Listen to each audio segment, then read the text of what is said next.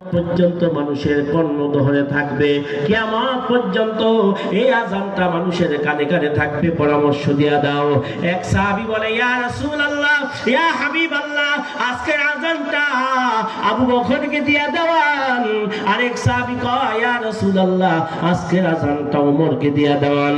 আরেক সাহাবী বলে, ইয়া রাসূলুল্লাহ, আজকের আযানটা উসমানকে দিয়া দেওয়ান। আরেক সাহাবী বলে, ইয়া রাসূলুল্লাহ, আজকের আযানটা হযরত আলীকে দিয়া দেওয়ান। আরেক সাহাবী বলে, ইয়া রাসূলুল্লাহ, আজকের আযানটা তালহাকে দিয়া দেওয়ান। আরেক সাহাবী কয়, আব্দুর রহমান ইবনে আউফকে দিয়া দেওয়ান।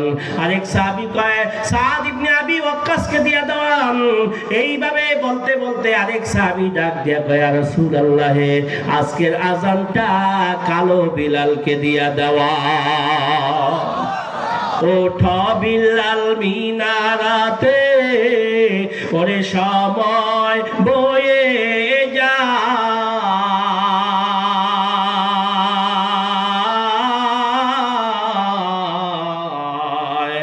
আযান দাও গো মধুর সুরে, শুনবার মনে চায়। ওঠা বিলাল মিনারাতে, ওরে সময় বয়ে যায়,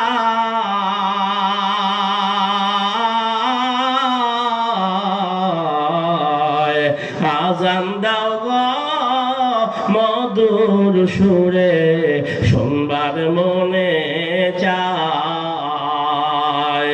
বিল্লাল বলে, আযান দিলে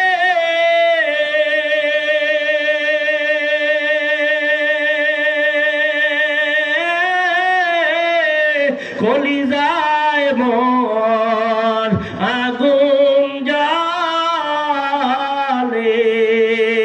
ওরে আমার আযান কে শুনিবে, নবী নাই দারা,